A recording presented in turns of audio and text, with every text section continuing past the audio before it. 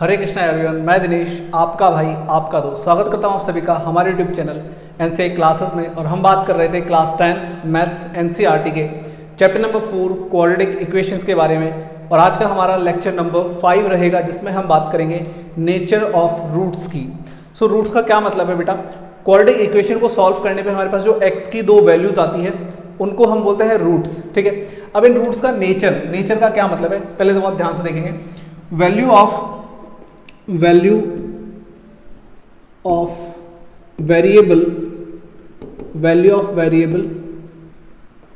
which satisfy quadratic equation, value of variable which satisfy quadratic equation.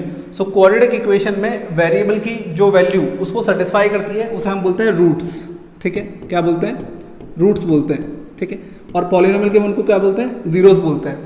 तो ये जो हमारे पास रूट्स है मतलब जो x या y या जो भी हमारे पास वेरिएबल होगा इक्वेशन में, ठीक है, तो उसकी जो वैल्यूज होगी उनको जो हम रूट्स बोलते हैं। इन रूट्स के टाइप मतलब यहाँ पे जो वैल्यूज है बेटा वो किस किस टाइप की हो सकती है। ठीक है, सो यहाँ पे हमारे पास 3 टाइप हो सकते हैं। इन वैल्यूज के 3 टाइप हो सकता है।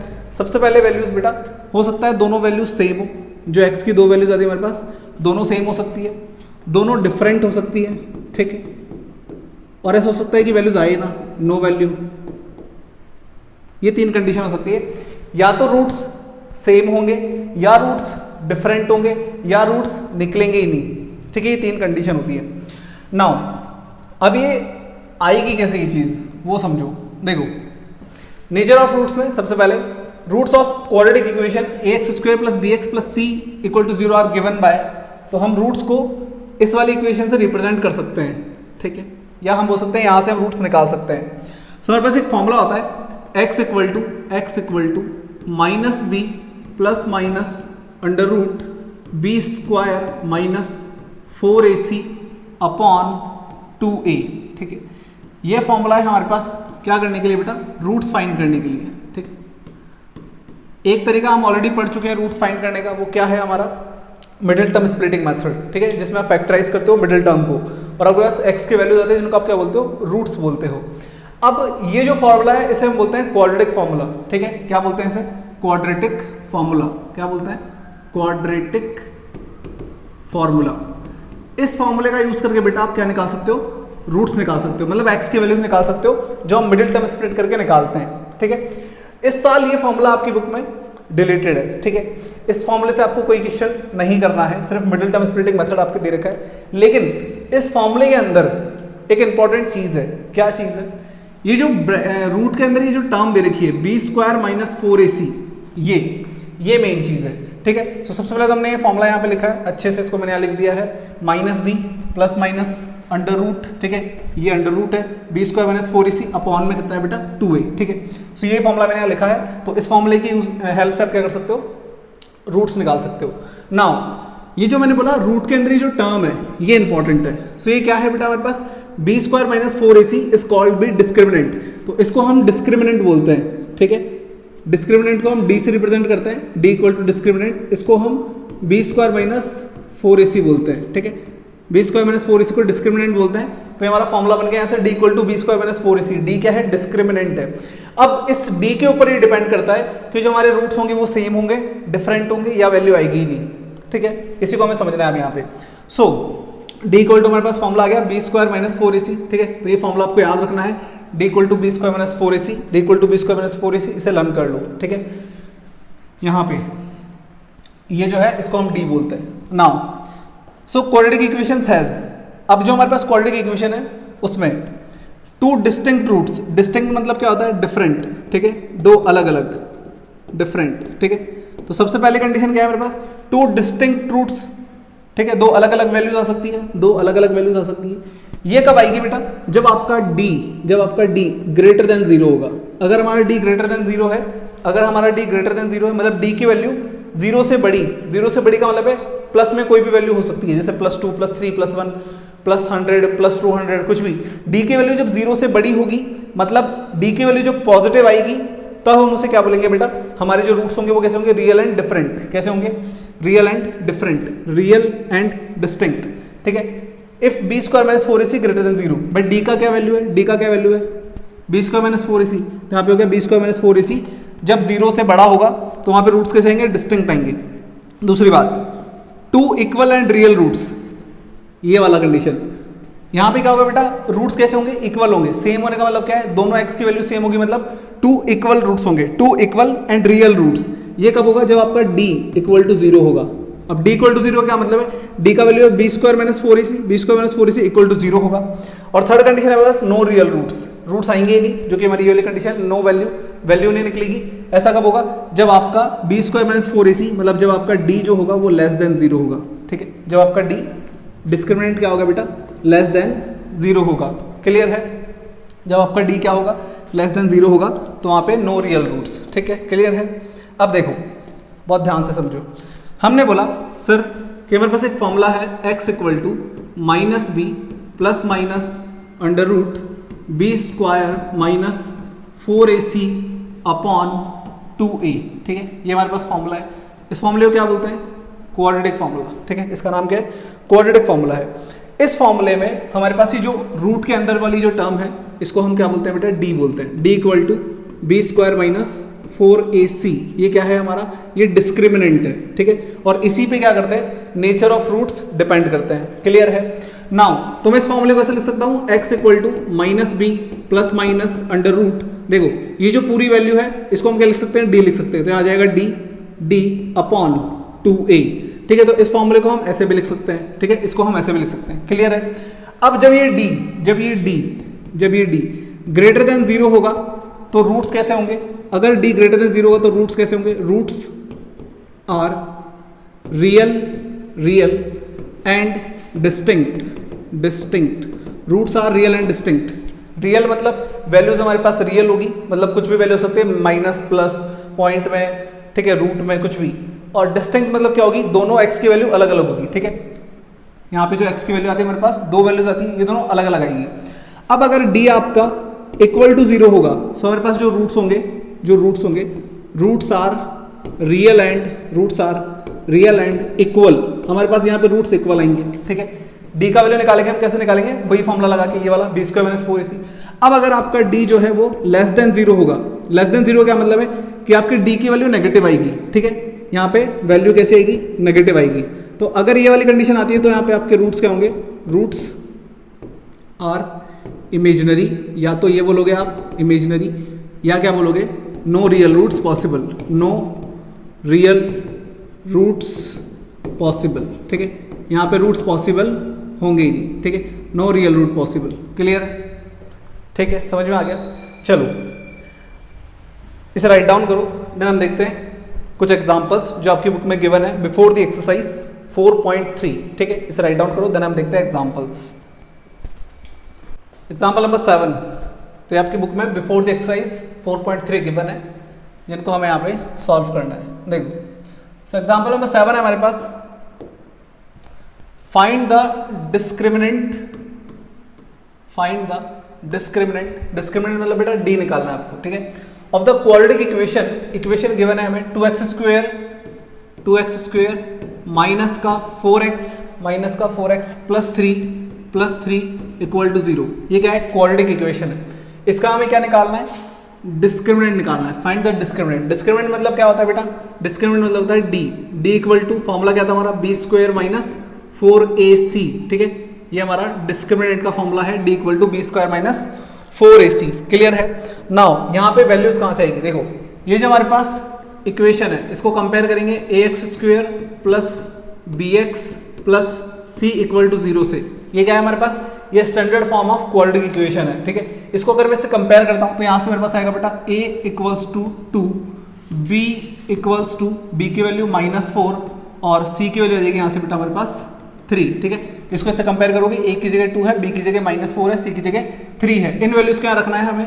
So d equal to b square, b की वैल्यू -4 का स्क्वायर -4, a की जगह कितना है 2 है और c की जगह 3 है। सो d इक्वल टू 4 का स्क्वायर -4 का स्क्वायर करोगे तो देखो नेगेटिव नंबर का स्क्वायर करोगे तो प्लस में ही आएगा आंसर, 4 4 16, क्योंकि माइनस माइनस प्लस हो जाता है। सो यहाँ पे आएगा 16 -4 2 8 8 3 24, 4 टू 8, 8 3 24। सो यहाँ से डी का वैल्यू क्या आएगा, डी का वैल्यू इसको इसमें से माइनस करो तो आया माइनस का 8। नाउ डी का वैल्यू नेगेटिव आ रहा है, इसका क्या मतलब है, देखो हमने अभी 3 कंडीशन पढ़ी, या तो डी ग्रेटर देन 0 होगा, या डी इक्वल टू 0 होगा, या डी लेस देन 0 होगा। ये 3 कंडीशन पढ़ी हमने, ठीक है। या फिर आप इसको ऐसे बोल सकते हो, या तो b square minus 4ac greater than 0 होगा, या b square minus 4ac equal to 0 होगा, या फिर b square minus 4ac less than 0 होगा। भाई ये बोलो चाहे ये बोलो, एक ही बात है, ठीक है। अब हमारा डी क्या आ रहा है, नेगेटिव आ रहा है। देखो इसका क्या मतलब है, इसका मतलब है कि आपका जो डी है वो आएगा पॉजिटिव, डी 0 आएगा, इसमें तो कोई कन्फ्यूजन नहीं है। और अगर आपका डी लेस देन 0 आ रहा है, इसका मतलब आपका जो डी है वो क्या आएगा, नेगेटिव। अब यहाँ पे डी की वैल्यू नेगेटिव आ रही है, इसका मतलब ये वाला केस आ रहा है कि डी जो है वो 0 से छोटा है, ठीक है। डी लेस देन 0 आ रहा है, hence no real roots possible, ठीक है। सो यहाँ पे हमारे पास इस वाले केस में क्या होता है, नो रियल रूट्स पॉसिबल। अगर डी की वैल्यू लेस देन 0 आती है सो वहाँ पे नो रियल रूट्स पॉसिबल, ठीक है। सो जब आपका b square minus 4ac less than 0 आता है सो नो रियल रूट्स, ठीक है। तो हमारे पास इसका कोई आंसर नहीं आएगा, क्लियर है। चलिए इसे राइट डाउन करिए, देन हम देखते हैं हमारा एग्जाम्पल नंबर 8। चलिए सो एग्जाम्पल नंबर 8 करते हैं। A pole has to be erected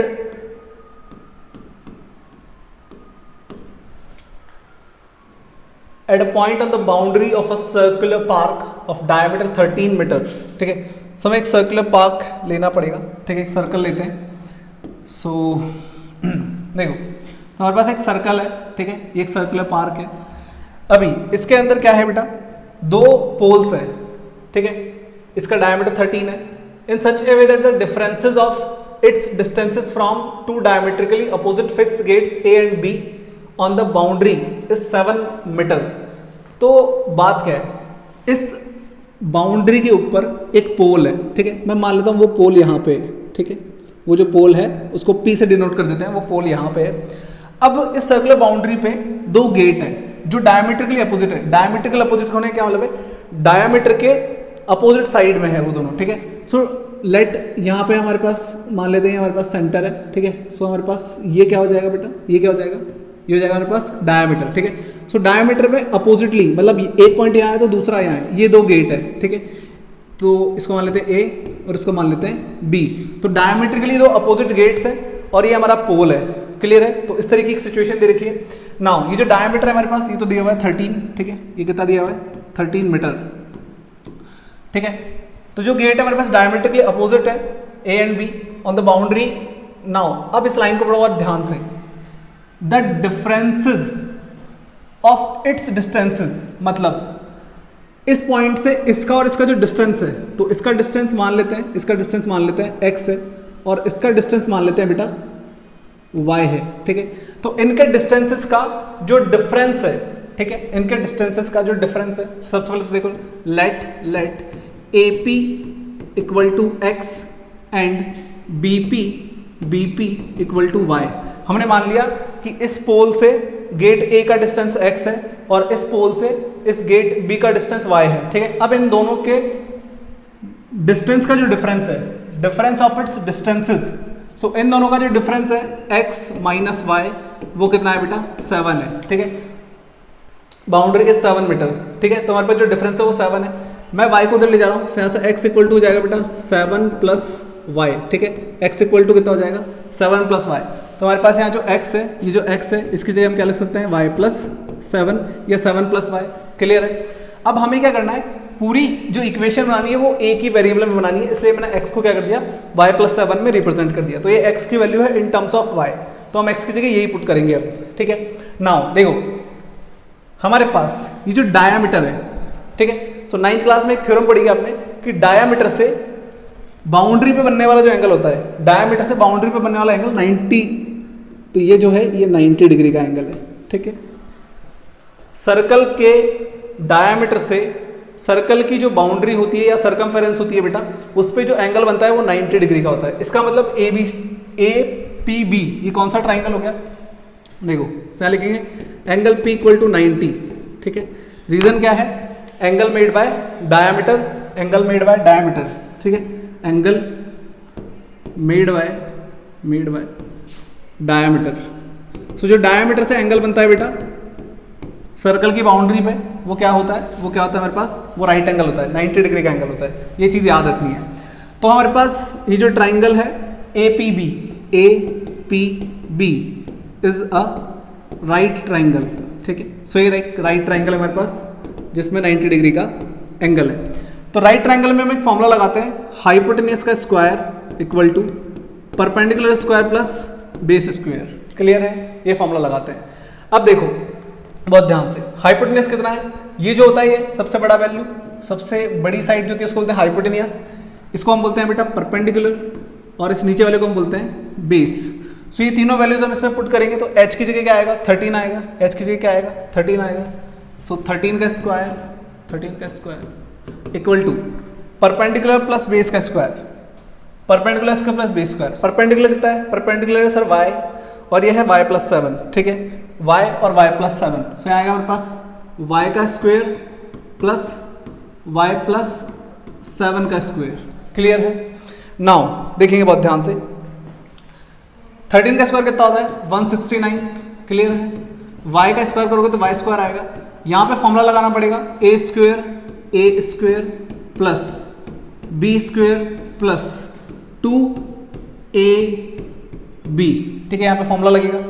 now 169 as it is equal to, देखो y स्क्वायर और y स्क्वायर, भाई y का स्क्वायर करोगे तो y स्क्वायर आएगा, चलो एक बार और लिख लेते हैं, y स्क्वायर प्लस y का स्क्वायर करोगे y स्क्वायर आएगा, 7 7 जो हो जाएगा 49 प्लस 2 7 14 y हो जाएगा ये।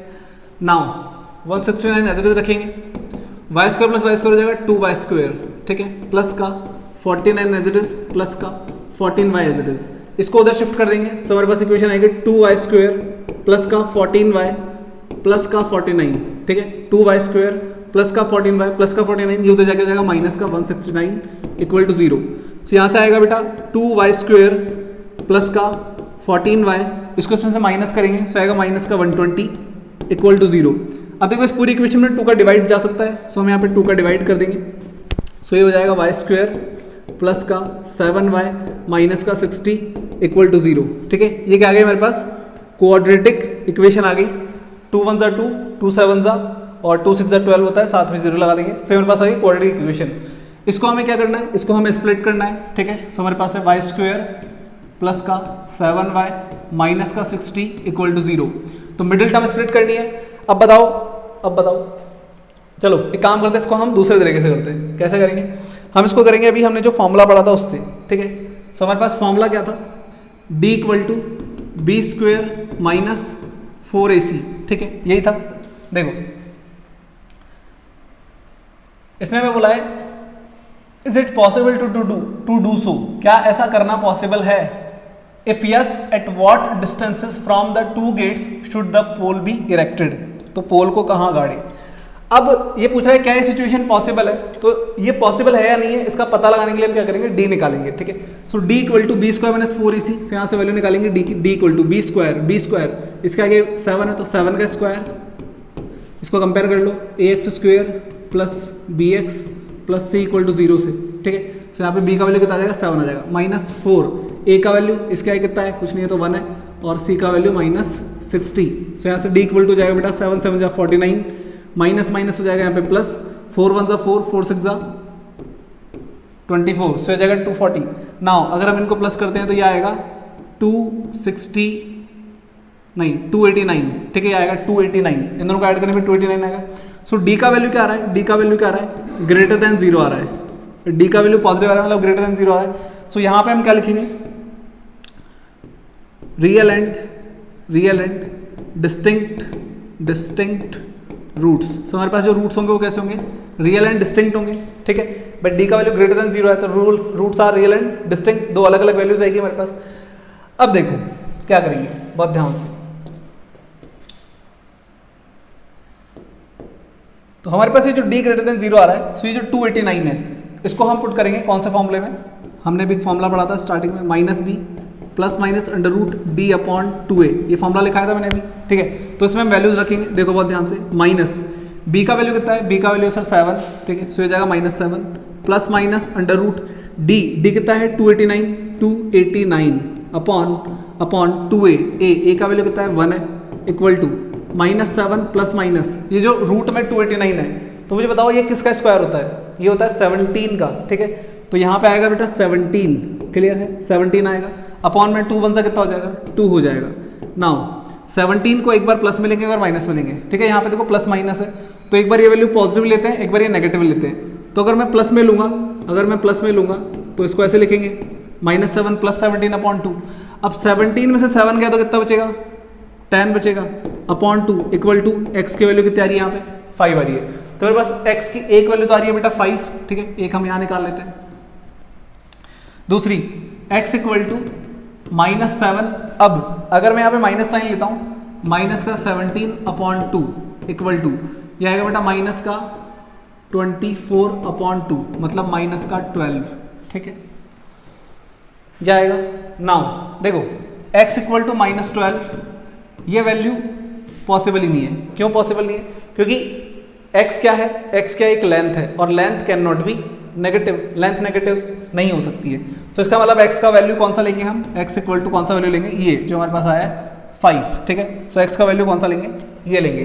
सो हमारे पास x कितना आ रहा है, x कितना आ रहा है, x कितना आ रहा है हमारे पास, x आ रहा है सर 5, ठीक है। तो इसका मतलब AP, जो AP का डिस्टेंस आया हमारे पास वो तो आएगा 5 मीटर, ठीक है।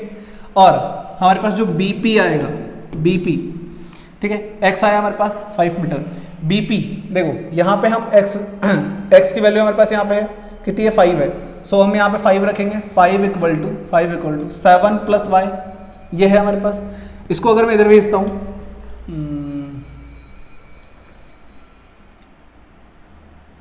कुछ तो गड़बड़ है जी,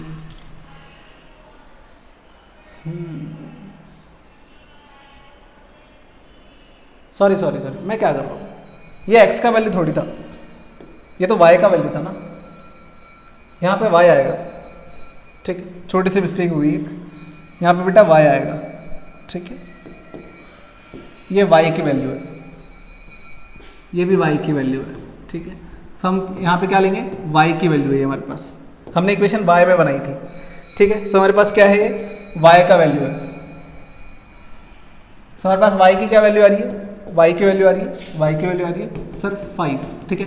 सो इसका मतलब y क्या था हमारा, BP था, ठीक है। सो ये BP का वैल्यू है कितना है, BP का वैल्यू है 5 मीटर। तो हमारे पास AP निकालना है हमें, AP निकालना है हमें, ठीक है।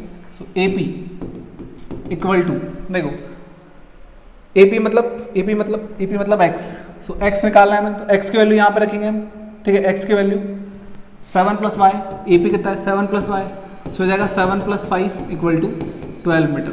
सो ये हमारे पास आंसर आ गए, ठीक है। AP तो है 12 मीटर और BP है 5 मीटर, ठीक है। ये दोनों हमारी डिस्टेंसेस आ गई। चलिए इसे राइट डाउन करिए, देन हम देखते हैं हमारा next part. So example number 9 है हमारे पास, फाइंड द डिस्क्रिमिनेंट मतलब D निकालना है वापस से।